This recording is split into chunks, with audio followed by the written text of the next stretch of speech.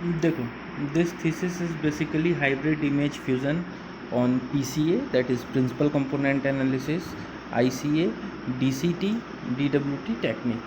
Hybrid technique है image fusion का। सबसे पहला चीज़ इस पर आपसे पूछ सकते हैं कि इमेज फ्यूज़न क्या है।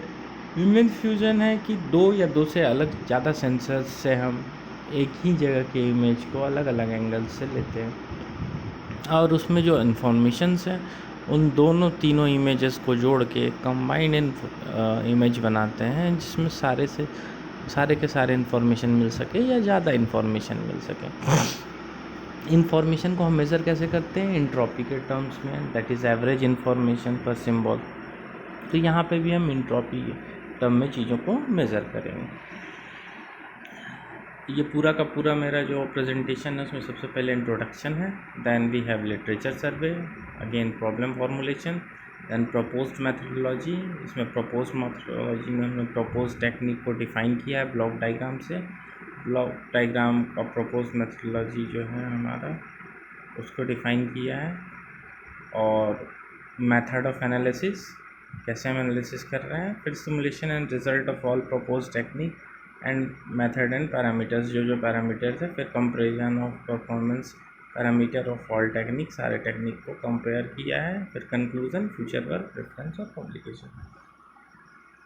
सबसे पहले इमेज फ्यूज़न, जो मैंने पहले ही बता दिया, इमेज फ्यूज़न जो है वो कंबाइंड इन्फॉर्मेशन है मल्टीपल इमेजेस का at the same screen. Same screen में हम बहुत सारे इमेज को एक साथ रख लेते हैं। इमेज फ्यूज़न मेथड क्या है? स्पाइटल डोमेन में, ट्रांसफॉर्मेशन डोमेन में अलग अलग तरीका है, जिसमें हम फर्स्ट फ्रिक्वेंसी डोमेन में ट्रांसफ़र कर लेते हैं ट्रांसफॉर्मेशन डोमेन में, और उसके बाद इंफॉर्मेशन को इकट्ठा करते हैं और वापस से टाइम डोमेन में आ जाते हैं। अगर हम देखें तो मल्टी व्यू फ्यूज़न है, मल्टी मॉडल फ्यूज़न है, मल्टी टेम्पोरल फ्यूज़न है, मल्टी फोकल, ये अलग अलग तरह के इमेज फ्यूज़न के कैटेगरीज़ हैं। मल्टी व्यू इमेज फ्यूज़न में क्या होता है, हम सेट कर रहे हैं इमेज को सेम स्क्रीन में, लेकिन taken from the same sensor से लिया गया है, लेकिन अलग अलग व्यू पॉइंट पर लिया गया है। एक ही सेंसर से, एक ही कैमरे से अलग अलग व्यू पॉइंट पर लेके फिर उसको कंबाइंड किया है हमने। व्यू पॉइंट कहने का मतलब है एक पॉइंट पर देख रहे हैं चीज़ों को अलग अलग एंगल से लिया हुआ है। Multi focal image fusion applied करते हैं, उसमें हम डिफरेंट मॉडल्स हैं, जैसे CT, NMR, अलग अलग तरह का होता है। उसमें हम क्या करते हैं, अलग अलग मल्टी स्पेक्ट्रल इमेजेस को ले रहे हैं, उस इमेजेस को हम लेकर के कंबाइन कर रहे हैं। Multi temporal image fusion, different time पे इमेज को लिया गया है, एक सेकेंड, अगले सेकेंड, उसके अगले सेकेंड, और देखा गया है कि उसमें क्या चेंजेस आ रहा है in order to detect the change between them. ठीक है। मल्टी फोकल इमेज फ्यूज़न जो है उसमें लेंस को अलग अलग तरीके से फोकस करते हैं। मतलब सब में कुल मिला कर के आपका मेथड यही है कि हम मल्टीपल इमेजेस को एक साथ कंबाइन कर रहे हैं और उससे इंफॉर्मेशन निकाल रहे हैं। ठीक है। अब यहाँ पे हमने एक मल्टी सेंसर इमेज फ्यूज़न का डायग्राम लिया है। इसमें एक ही सीन को दो सेंसर से कनेक्ट किया गया है, दोनों ने उसको कैप्चर किया है।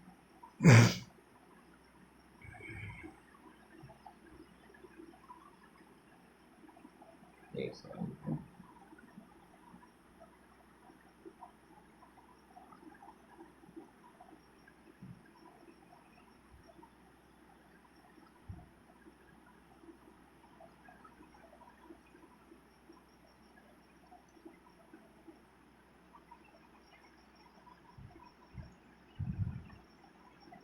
देखो, अब यहाँ पे हमने क्या किया है, यही इमेज को लिया है एक सेंसर से, फिर इस सेंसर से दोनों से इमेज कैप्चर हुआ, दोनों को हमने फ्यूज़ कर दिया और हमको कंबाइंड इमेज मिल गया।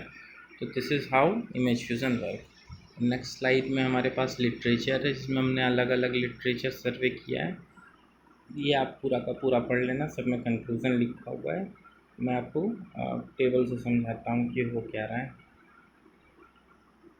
हमने जो इमेज फ्यूज़न टेक्निक लिया है उसमें हमने क्या दिखा है कि हमारे जो पैरामीटर्स हैं जिसमें हम कैलकुलेशन कर रहे हैं वो एंट्रोपी है, मीन स्क्वायर एरर है, सिग्नल टू नॉइज़ रेशियो है, म्यूचुअल इन्फॉर्मेशन है और म्यूचुअल इन्फॉर्मेशन है, जिसको कैलकुलेट किया है। एंट्रोपी 2 बार इसको काट दीजिएगा। ठीक है। और इस पहले मेथड में DWT, SWT और PCA का यूज़ किया है, ठीक है। इसमें PCA, DWT और DCT का यूज़ किया है और पैरामीटर्स वही कैलकुलेट किए हैं। फिर हाइब्रिड में PCA और DWT का हाइब्रिड टेक्निक यूज़ किया है। फिर ICA PCA के लिए एक पेपर है मेरे पास, ये भी ICA PCA के लिए, DCT DWT के लिए है। तो हमको ये पता चला इन सब पेपर को पढ़ने के बाद कि इमेज फ्यूजन जो है, अगर हम कंबाइन करते हैं डिफरेंट मेथड को, तो उस मेथड से हमको image fusion, information, noise, signal to power ratio, ये सब कैलकुलेट करने का मौका मिलता है। अब अगर हम बात करें कि सबसे अच्छा कौन सा है, तो इतने सारे मेथड्स में से हमने सेलेक्ट किया है on the performance PCA, ICA, DCT और DWT। और उसके बाद हम इनमें से जो बेस्ट होगा उसके कोई दो बेस्ट टेक्निक को, A और B के टेक्निक को हाइब्रिड टेक्निक से फिर से अप्लाई करेंगे। प्रपोज्ड मेथडोलॉजी क्या है? As we have studied in all of the paper, DWT and ICA are showing better result. ICA और DWT अच्छा रिजल्ट दे रहा है दैन DCT,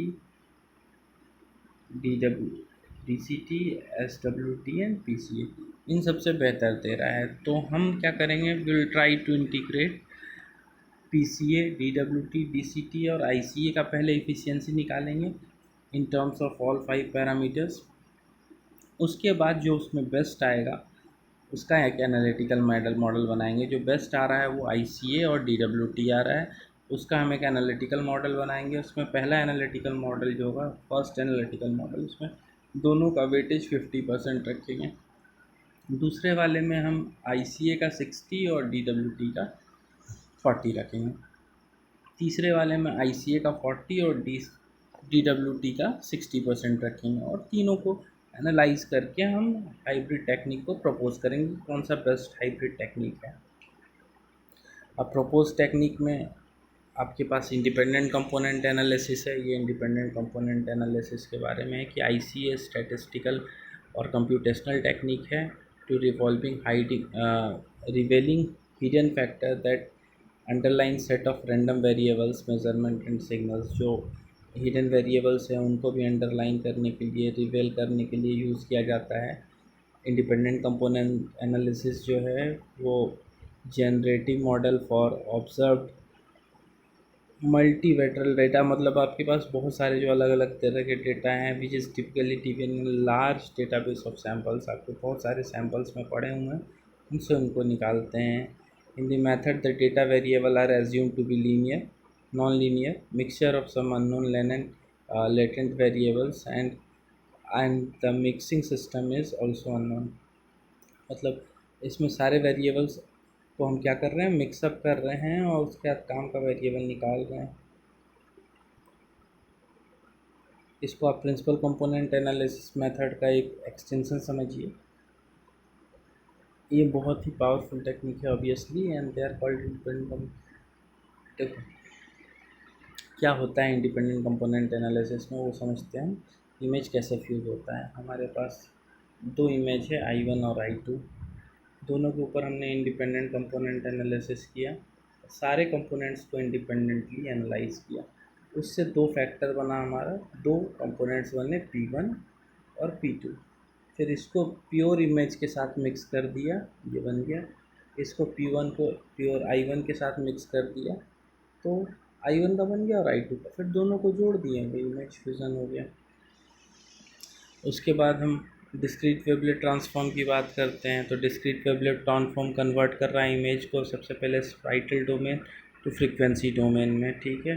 फ्रीक्वेंसी डोमेन में लेके जाता है। फिर image is divided by vertical and horizontal lines and represent the first order of DWT and the image can be 4 part L1 L, मतलब फ्रीक्वेंसी डोमेन में बदला, 4 कंपोनेंट में बदल दिया, 1 2 3 4 वर्टिकल हॉरिजेंटल में उसको तोड़ लिया, LL1 LH1 LH1 HH1, ठीक है। वेवलेट ट्रांसफॉर्म को फर्स्ट परफॉर्म, अब उसके ऊपर वेवलेट ट्रांसफॉर्म सारे सोर्स इमेज पे किया गया और उसके बाद फिर उसकी मैपिंग की गई और फ्यूज़न रूल से फ्यूज़ किया गया। फिर फ्यूज्ड वेवलेट कोफिशिएंट को मैप किया गया, जो भी आपके wavelet coefficient of source image है according to fusion decision mapping, और फाइनली इसको परफॉर्म करके इन्वर्स वेवलेट ट्रांसफॉर्म दिया गया और वो टाइम डोमेन में उसको चेंज कर दिया गया। The fusion role plays very important during the fusion process. Implementation of DWT on both of the input image to create lower decomposition wavelet by using different fusion rules, fuse each decompositions level और apply last में inverse discrete wavelet transform। तो वापस से क्या हो रहा है, वो टाइम डोमेन में चेंज हो जा रहा है, स्पेक्ट्रल डोमेन में चेंज हो रहा है। फर्स्ट इमेज, सेकेंड इमेज, इसकी कोफिशिएंट मैपिंग हुई, इसकी कोफिशिएंट मैपिंग हुई, फिर उसको फ्यूज्ड मैप जो भी कोफिशिएंट मैपिंग से मिला उससे हमने इमेज बना लिए। ये सब DWT में हुआ। फिर यहाँ इन्वर्स DWT लगाया और फ्यूज्ड इमेज को वापस से निकाल लिए फ्रीक्वेंसी डोमेन से टाइम डोमेन में। मतलब कोई सिग्नल ऐसा था, उसको हमने कैसा बदल दिया, फ्रीक्वेंसी डोमेन में हमने चेंज कर दिया। सपोज या ऐसा मानो कोई सिग्नल साइनोसाइडल था, ऐसा था, ठीक है, तो उसको हमने फ्रीक्वेंसी डोमेन में चेंज कर दिया। फिर इसके इंडिपेंडेंट कंपोनेंट्स मिले हमको, मान लो थोड़ा अच्छे से बताते हैं। अच्छा, कोई सिग्नल मेरा ऐसा था, सिग्नल का हमने इंडिपेंडेंट कंपोनेंट एनालिसिस किया, उसके बहुत सारे कंपोनेंट्स मिले, एक यहाँ मिला, एक यहाँ मिला, अलग अलग फ्रिक्वेंसी पे, एक यहाँ मिला, एक यहाँ मिला। फिर हमने क्या किया, सारे के सारे हमारे जो ट्रांसफॉर्म मिले हमको, डिस्क्रीट वेवलेट ट्रांसफॉर्म, इन सब का एनालिसिस किया। एनालिसिस करने के बाद हमको एक कंबाइंड डायग्राम ऐसा मिल गया सपोज। फिर उसको वापस से हम टाइम डोमेन में आ गए और टाइम डोमेन में फ्यूज्ड इमेज का ये हमको ग्राफ मिल गया। पहले ऐसा था और ऐसा मिल गया, क्योंकि ये फ्यूज्ड है तो सारे इसमें ज़्यादा इन्फॉर्मेशन हमको मिल गया। तो ये एक बेसिक रफ मेथड है जिसको मैं समझाने की कोशिश कर रहा हूँ। बाकी थोड़ा बहुत नेट पे भी पढ़ लेना है इसको, इससे ज़्यादा कोई कुछ नहीं पूछेगा। लाइकवाइज प्रिंसिपल कंपोनेंट एनालिसिस है, उसमें प्रिंसिपल कंपोनेंट से इस चीज़ों को निकालते हैं। I1 I2 principal component analysis, यहाँ से तोड़ा तो बन गया I1 P1 I2 P2, तो दोनों को कंबाइन कर दिया, दोनों को ऐड कर दिया, यहाँ पे दोनों को ऐड कर दिया, फिर फाइनली फ्यूज इमेज बन गया, जैसा हमारे पास इंडिपेंडेंट कंपोनेंट एनालिसिस में था।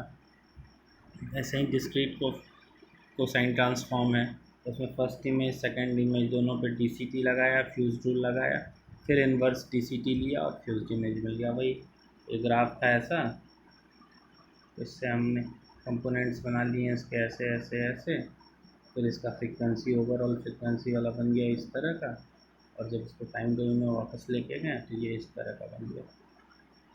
यही काम है, एक बार तोड़ा फ्रीक्वेंसी डोमेन में, सारा फ्यूज़न कर दिया, फ्यूज़न रूल लगाया कैसे कैसे जोड़ना है, फिर इन्वर्स डिस्क्रीट ट्रांसफॉर्म कर या डिस्क्रीट कोसाइन ट्रांसफॉर्म कर दिया और फ्यूज्ड इमेज हम वापस ले आए टाइम डोमेन में। अब हाइब्रिड टेक्निक में क्या है हमारे पास हमने ICA लिया हुआ है और DWT लिया हुआ है, ठीक है, दोनों बेटर हैं। तो इन दोनों की हेल्प से हम फर्स्ट सेकंड और थर्ड एनालिटिकल मेथड लगाएंगे। उसमें हमारा पहला इमेज दूसरा इमेज, पहले इमेज को हम ICA से तोड़ेंगे और दूसरे इमेज को भी ICA से तोड़ेंगे। दोनों इमेज हमारा ICA से पहले टूटेगा, ICA से टूटने के बाद एक कोफिशिएंट आएगा GX। ऐसे ही पहले इमेज और दूसरे इमेज को हम DCT से भी तोड़ेंगे और उससे कंपोनेंट आएगा HX, ठीक।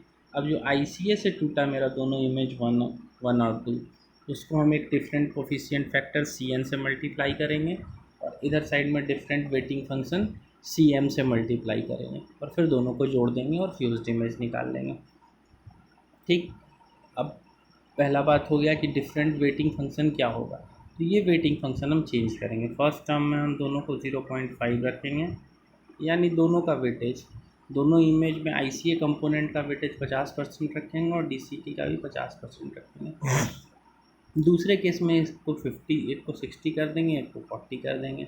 तीसरे केस में एक को 40, एक को 60 कर देंगे। तो इस तरीके से हम क्या कर रहे हैं, इमेज फ्यूज़न जो हो रहा है मेरा अलग अलग इमेज फ्यूज़न DCT और DWT का, उसके अलग अलग कंपोनेंट्स का जो हमारे पास वेटिंग फंक्शन है उसके हेल्प से हम क्या कर रहे हैं, उसका वेटेज कम या ज़्यादा कर रहे हैं और इफ़ेक्ट देख रहे हैं, ठीक है। तो ये हमारा जनरल फार्मूला है जिसमें सी एन और C M different weighting coefficient है, जो यहाँ पे आपने देखा है, यहाँ पे सी एम और सी एन, और जी x fuse output image I सी ए का है, और ये डी डब्ल्यू टी का है, एच एक्स, और I X is final propose fuse image, और I J is the row and column of image in pixels. Image है, हर इमेज का कोई पिक्सल्स है, तो हर इमेज के आई और जे मतलब हम बोलेंगे उसके रो और कॉलम को हम तोड़ रहे हैं। ये पहला रो, दूसरा कॉलम, दूसरा रो, ये दूसरा रो, पहला कॉलम, ये पहला रो, दूसरा कॉलम, ऐसे करके हर इमेज को तोड़ेंगे और हर इमेज, एक एक इमेज इस तरीके से टूटेगा। अब हम देखते हैं क्या हमारे पास जो मेथड ऑफ एनालिसिस है कि हमने कैसे किया। सबसे पहले हम एक इनपुट इमेज लिए, मान लो इमेज पे लिखा, ये मेरा इमेज है, इस पर 1 लिखा हुआ है। अब इस इमेज का सबसे पहले हम कैलकुलेट करेंगे डिफरेंट परफॉर्मेंस पैरामीटर। जो इमेज हमने लिया है जिसमें कोई चेंजेस नहीं है, कुछ भी अप्लाई नहीं किया है, उसके सारे डिफरेंट पैरामीटर्स निकाल लेंगे और उसको अपने पास रख लेंगे।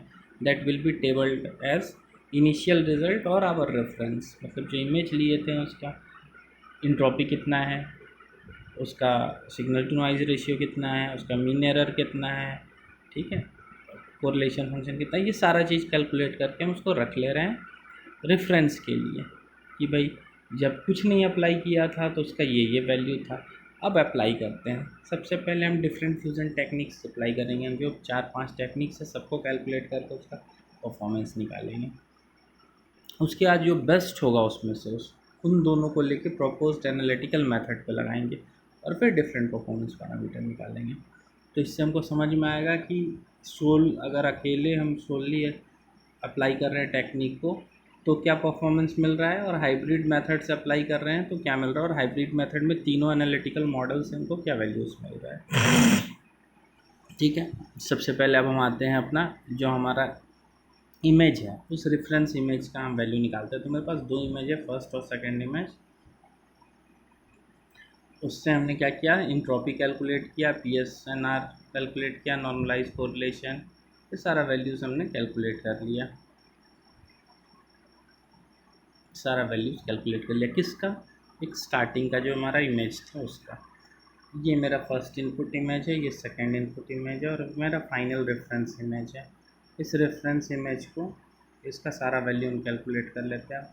फर्स्ट इमेज का निकाल लिए, सेकंड का निकाल लिए। अब ये मेरे काम का इमेज है जिसको हमने क्या किया, फ्यूज़ किया है। फ्यूज़ करने के बाद जो हमको रेफरेंस में मिला हुआ है फ्यूज़ करके पहले से, उससे हमने इसका सारा मेथड निकाला। तो ये फ्यूज्ड इमेज के सारे सारे वैल्यूज़ हैं, ये हमने निकाल लिया। सबसे पहले किस मेथड का यूज़ किया, PCA का। फर्स्ट इमेज सेकंड इमेज लिया साहब और फ्यूज़ करके निकाला PCA से। उसके बाद हमने क्या किया, उसको ग्राफ में ड्रॉप किया। ग्राफ में कैसे ड्रॉप किया, हमने एक्सेल में गए, एक्सेल में हमने फर्स्ट इमेज की वैल्यू को रखा 3.68। ये PCA का क्या इंट्रोपी है, ठीक है। तो फर्स्ट इमेज का हमको कितना मिल रहा है, देखो फर्स्ट इमेज का इंट्रोपी है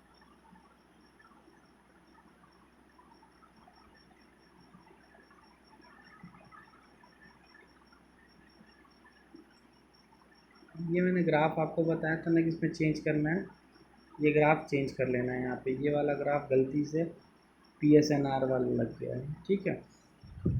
तो यहाँ पे एक्सेल में ये ग्राफ ड्रॉ कर लेना, इस पर क्लिक करना और ये वैल्यूज़ पुट करना। फर्स्ट इमेज का क्या 4.0, ये वाला हुआ कहीं पे 4.0,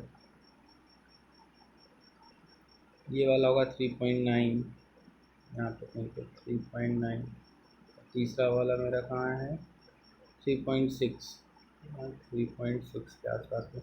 ये आगे के किसी में दिखा देता हूँ मैं आपको। देखो DCT में, ये DCT में है इंट्रोपी 4 के आसपास में है ना, तो DCT में इंट्रोपी हमने निकाला है। ऐसे ही कॉपी करके इसको चेंज कर लेना। तो पहला हमने क्या किया, सबसे पहले हमने इंट्रोपी, उसके बाद PSNR को हमने, PSNR जो हमारा वैल्यू था उसको हमने ग्राफ में प्लॉट किया, Y axis X axis, first image second image fuse image.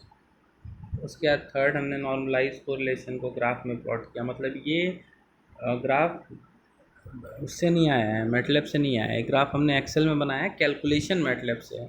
Calculations जो है ये वैल्यूज़ मैटलैब के फॉर्मूला से निकला है, उसके बाद हमने इसको ग्राफ में प्लॉट किया है। ठीक है, ऐसे ही नॉर्मलाइज कोरिलेशन को, ऐसे ही मीन स्क्वायर एरर को, ऐसे ही म्यूचुअल इन्फॉर्मेशन पर सिंबल को, और ये उसका simulation result, first input, second input, और इसका फ्यूज्ड इमेज यूजिंग पीसीए। ऐसे ही सेकेंड मेथड में गए और डीसीटी का यूज़ किया, सारा वैल्यूज़ कैलकुलेट किया, उसके बाद कैलकुलेट करने के बाद उसका एंट्रोपी को दिखाया, उसका पीएसएनआर को निकाला, नॉर्मलाइज क्रॉस कोरिलेशन को निकाला। ये सब पढ़ लेना, मीन स्क्वायर एरर थोड़ा थोड़ा सा पढ़ लेना, क्या होता है कोई पूछ सकता है।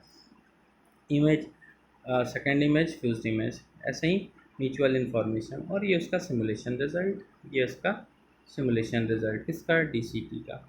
ऐसे ही हमने क्या किया फिर डीडब्ल्यूटी के ग्राफ्स को बनाया सारा, जो वैल्यूज है, ये टेबल से ही ग्राफ बन रहा है सारा, ये टेबल जो है उसी से हमने ग्राफ बनाया एक्सेल में। अब ये ग्राफ, ये इसका फ्यूज्ड इमेज। ऐसे ही लास्ट में आईसीए यूज़ किया और उसका फ्यूज्ड इमेज। फिर फर्स्ट एनालिटिकल मेथड में आए। फर्स्ट एनालिटिकल मेथड में 50-50% वेटेज रखना है, फर्स्ट इमेज, सेकेंड इमेज और फ्यूज्ड इमेज। उसके बाद हमने क्या किया, ये पूरा का पूरा कैलकुलेशन किया, कैलकुलेशन करने के बाद ऐसे ही प्लॉट कर दिया सारा वैल्यू।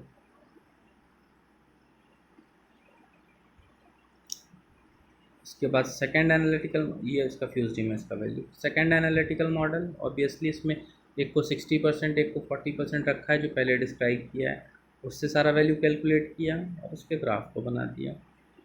ऐसे ही थर्ड एनालिटिकल मॉडल, उसके ग्राफ को ड्रॉ कर दिया।